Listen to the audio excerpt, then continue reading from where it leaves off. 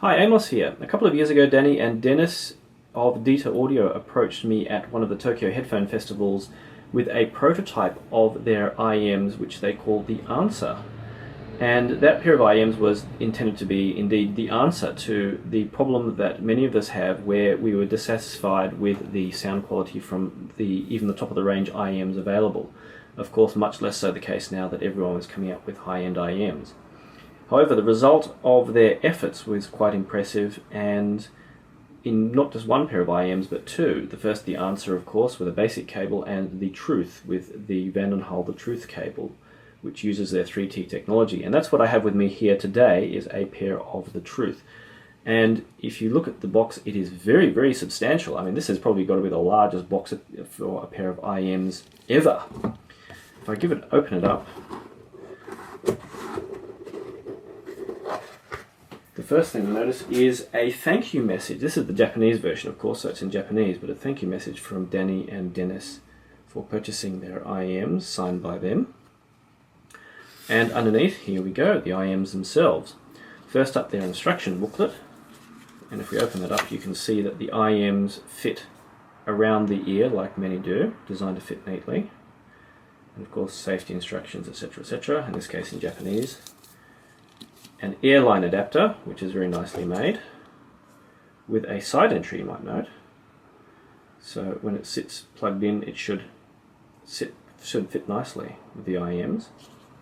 And the fine touches they've got very neatly, even down to the 6.5mm adapter, which has got their logo written on it. There. The IEMs themselves, of course, you'll see this, of course, the version of the Truth, which has the Vandenhall cable on it. And if I pop these out initially, before taking them out, you'll see that it's got a very rubbery cable. We'll talk about that a bit later. Pop that out of the box, very snugly fit into a foam mould. I'll pop those out from under there. I've already taken off there's a little bottom cover that sits on there, but I've taken that out because it was very inconvenient to fiddle around with that, just to make it a bit easier. And before I look at the IEMs again, let's look at the accessories.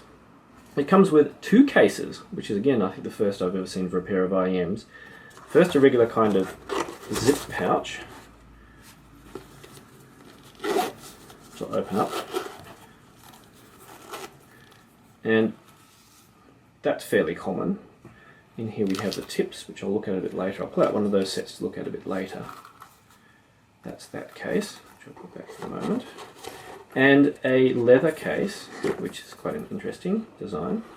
It has a magnetic snap holder, but also it slides out. It's like those fancy kind of desk accessory leather things you can buy in stationery stores. That's another way of putting the IEMs in, or holding them if you want a bigger leather pouch. That's quite nice too if you don't like the zips. The tips, that's interesting because these IEMs tune through the tips.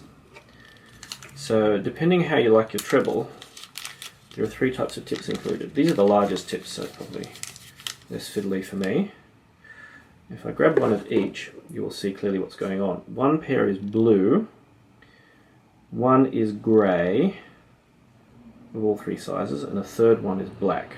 Now if I get these up to the camera a bit closer, this camera takes about a few seconds to refocus.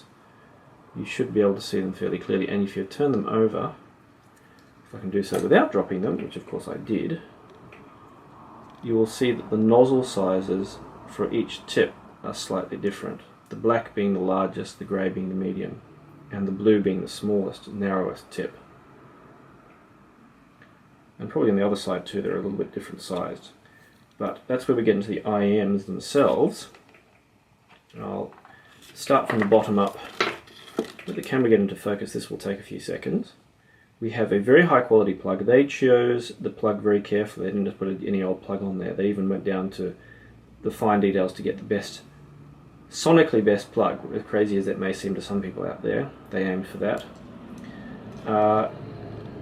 The splitter is a little bit interesting. Initially you don't really notice this. You think this is part of the splitter. Actually, if you pull this up, this is your your, I don't know, choker to hold the IEMs against your neck to hold them in position. That's so flush, like a lot of people didn't actually realize it was there at first.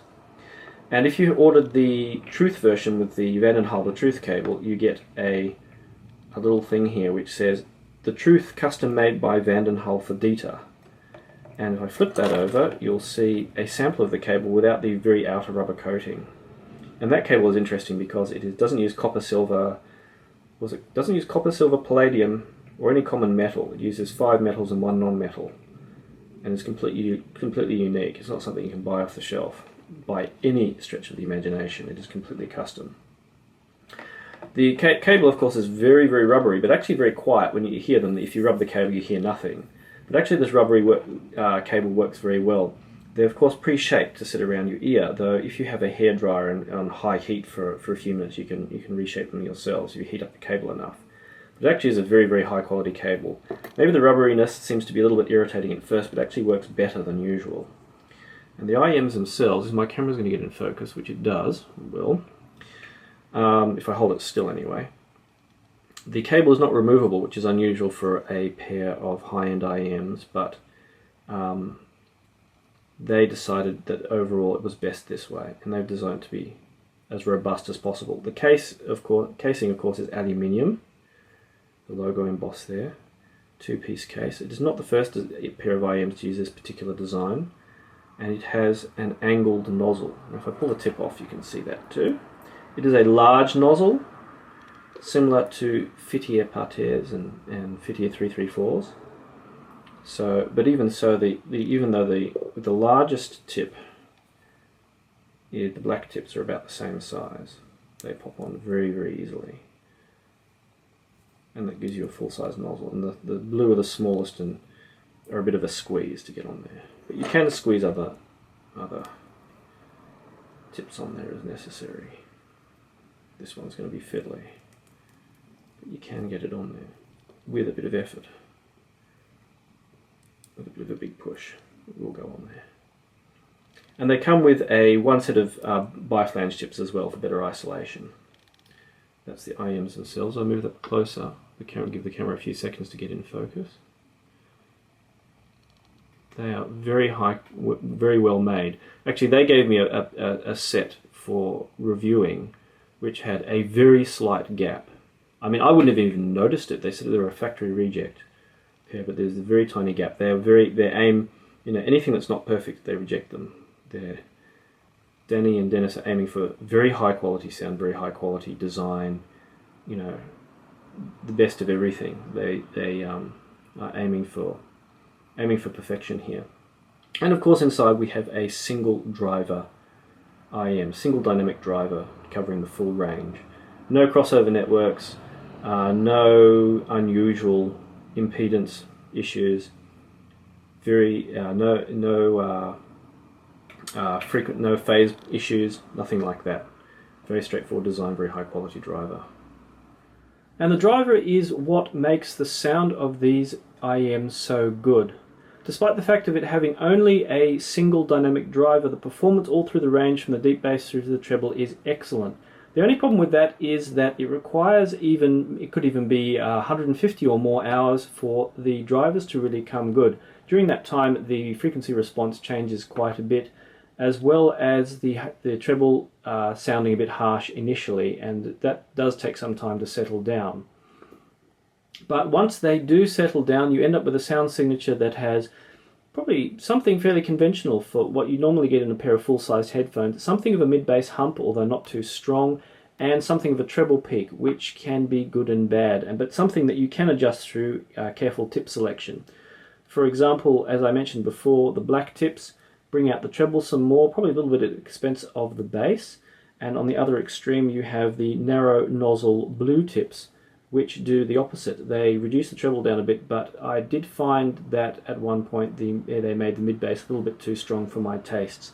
So at present for me I've settled on the mid-sized tips, the grey tips, and that gives a bass that's not too strong, but a treble that's still somewhat peaky. And lately I've been listening to a lot of high-definition transfers and classical and jazz, so the sound signature works really well in that regard for them. The bass isn't too strong, the mid-range is excellent, and the treble, especially things like percussion, because there are no phase issues, is fantastic. But it did take a while again for them to settle in, and for a while I did find the treble a bit strong. With other kinds of more modern music, which is tends to be recorded a little bit hotter than older style jazz and classical, I do find them sometimes to be a little bit too hot in that regard, and in that case I might switch to the blue tips, which brings out the bass more. The bass, however, being dynamic drivers, is very visceral and excellent, and that's one of the great advantages of having a dynamic driver, is the bass performance seems in many respects to be better than what you can get with balanced armatures. Although things like the Shure SE846 with its bass system and the Roxannes will give a dynamic driver a run for their money. So overall, a fantastic first product from DITA Audio, even though it is very expensive at $900 or around $500 to $600 for the non-fancy cable version. They are an excellent pair of in-ear monitors and have definitely set a high standard for other companies to either match or follow. And if anything I can say about the market of IEMs, it has improved very considerably since I first started looking for a pair for myself to use. So if you don't mind the lack of a detachable cable and you want that, you want a fairly conventional sound signature, you may well find the answer to your question, pun intended, in these in-ear monitors. So I hope you like my video on them, and if you have any questions, please do ask in the comments. And if you'd like to see further videos from me, please do subscribe to my channel, because I shall be producing more regularly on interesting products. And I'll see you on Head-Fi.